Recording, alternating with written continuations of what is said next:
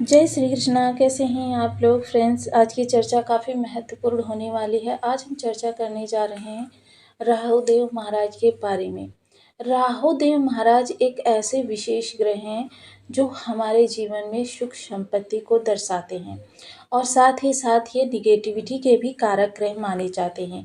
इनकी अगर नकारात्मकता ना हो, जैसे कि हम सभी लोग जानते हैं कि अगर हमारे जीवन में दिन का प्रकाश ही सब हर समय बना रहे तो रात की अहमियत ख़त्म हो जाएगी, या रात का ही अंधकार सारा समय बना रहे तो फिर दिन की अहमियत ख़त्म हो जाएगी।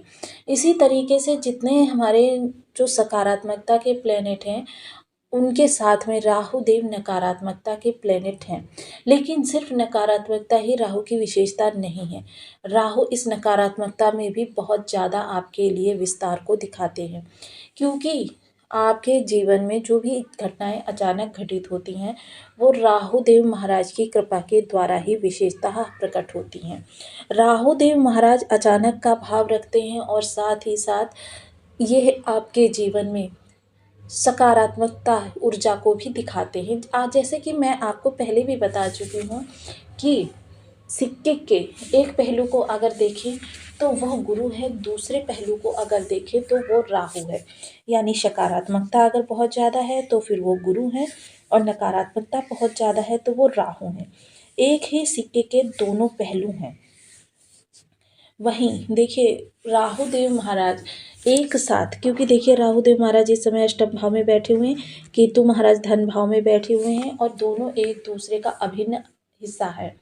अभी एक साथ 6 भावों को कवर करते हैं और 6 भाव अगर वक्र अवस्था को देखा जाए तो यह आपके 10 भावों को कवर करते हैं। जैसे वर्तमान समय में अगर देखा जाए तो केतु की दृष्टि में मंगलदेव महाराज आ रहे हैं जो कि अंगारक दोष का निर्माण कर रहे हैं। अब अंगारक दोष की वजह से मंगलदेव महाराज भी प्रभावित हुए और इनकी दृष्टियां भी जो होंगी वो आपको बहुत ज़्यादा सकारात्मक प्रभाव नहीं प्रदान करेंगी। अर्थात राहुदेव महाराज के पास इतनी ज़्यादा पावर होती है कि वो आपकी समस्त कुंडली को प्रभावित कर सके। इसलिए देखिए इनकी प्रत्येक अवस्था का ज्ञान होना हमको अति अनिवार्य है, क्योंकि जब हम ग्रहों की भाषा को समझकर उसके आधार पर अपने जीवन में कर्म क्षेत्र पर आगे चलते हैं तो हमारे लिए सफलता ही सफलता निकल कर आती है। लेकिन अगर हम इन ग्रहों की भाषा को ना समझकर आगे बढ़ते हैं तो हमारा जीवन सामान्य गति से फिर सिर्फ उतनी ही चीज़ों की भरपाई कर पाता है जितनी की आवश्यक होती है जीवन को सर्वाइव करने के लिए। तो काफ़ी महत्वपूर्ण ये चर्चा का विषय रहने वाला है, तो बने रहिए हमारे साथ इस वीडियो में एंड तक। आपको बहुत कुछ जानने के लिए मिलेगा। वीडियो बहुत ज्ञानवर्धक होने वाला है। ये आपकी लग्न में 4 नंबर बना हुआ है तो ये राशिफल आपके लिए है। यदि कुंडली में कहीं भी चंद्रमा के साथ 4 नंबर बना हुआ है तो ये राशिफल आपके लिए है। कुंडली ना होने की स्थिति में आप इसे नाम राशि से भी देख सकते हैं।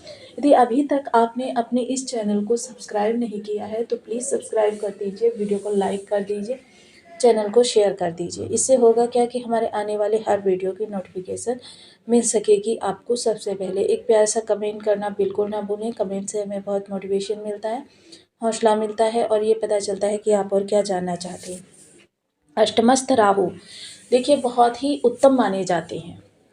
उत्तम इसलिए माने जाते हैं क्योंकि ये पाताल लोक कहा जाता है और पाताल लोक में बैठा हुआ राहु पाताल का वासी होता है और ये अपने स्वयं के निज स्थान में है, जिसकी वजह से इन पर किसी भी प्रकार का दबाव नहीं है कि ये आपके लिए किस प्रकार के प्रभाव प्रदान करेंगे। लेकिन अष्टम भाव होने के कारण लाभ की स्थिति को प्रशस्त करते हैं और यहाँ से आपके लिए किस तरीके की स्थितियाँ निकलने वाली हैं। देखिए ये अचानक का भाव है। आपके जो जीवन में समस्याएं उत्पन्न होती हैं वह यहाँ से ही उत्पन्न होती हैं। अनावश्यक खर्चे, अनावश्यक जीवन में विवाद, अनावश्यक कलह, अनावश्यक घटनाएं, जितनी भी ये चीज़ें आपको फेस करनी पड़ती हैं ये राहुदेव महाराज के इस भाव के कारण ही करनी पड़ती हैं। अब अगर चर्चा मैं इस समय पर करूं तो राहुदेव महाराज धन के लिए बहुत अच्छी स्थिति को कर रहे हैं, क्योंकि देखिए धन पर इनका दोहरा प्रभाव रहने वाला है। ये अचानक धन के कारक बन रहे हैं और दूसरे धन के भाव इनकी सप्तम दृष्टि जा रही है, जिसकी वजह से ये धन के लिए चीज़ों को अच्छा कर रहे हैं। वहीं अगर इनकी हम चर्चा करें तो इस समय ये रिश्तों में भी आपके लिए दृढ़ता लेकर आने वाले हैं, क्योंकि मैनिपुलेटिंग पावर जो होती है सिर्फ राहुदेव महाराज के ही पास होती है, और इसी मैनिपुलेटिंग पावर के माध्यम से ये हमारे जीवन में काफ़ी सारी चीज़ों को उत्पन्न करते हैं।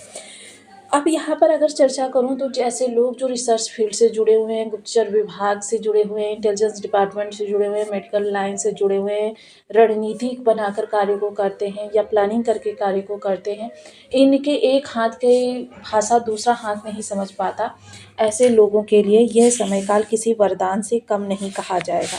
चीज़ें बहुत बड़े पैमाने पर होती हुई दिखाई देंगी, विस्तार लेती हुई दिखाई देंगी। पंचम दृष्टि जो आपके द्वादश भाव पर जा रही है, द्वादश भाव पर यह दृष्टि क्या है, पहले आपके अच्छे खर्चों को दिखा रही थी कि खर्च आपके इतने ज़्यादा बढ़ रहे थे जिसकी वजह से आपके जीवन में बहुत ज़्यादा समस्याएं उत्पन्न हो रही थी। खर्च, क्योंकि जब आपकी इनकम 1 लाख रुपए है, खर्च 4 लाख रुपए है, तो किस तरीके से आप स्थितियों को मैनेज करेंगे। स्थितियों को मैनेज करना काफ़ी मुश्किल हो रहा था। अब यह स्थितियां आपके नियंत्रण में आती हुई दिखाई देंगी। कारण क्या रहेगा इसके बारे में भी हम चर्चा करेंगे। साथ ही साथ जो समस्याएं हैं जिनका अभी तक आपको समाधान नहीं प्राप्त हो रहा था, उन समस्याओं के लिए भी बहुत ही उत्तम समय है। समस्याएं इस समय पर जो थीं आपके जीवन में स्थिति को अनियंत्रित कर रही थी, वो अनियंत्रण की स्थिति आपकी समाप्त होने वाली है। साथ ही साथ वाणी आपकी इस समय काफ़ी ज़्यादा मैनिपुलेटिंग रहेगी।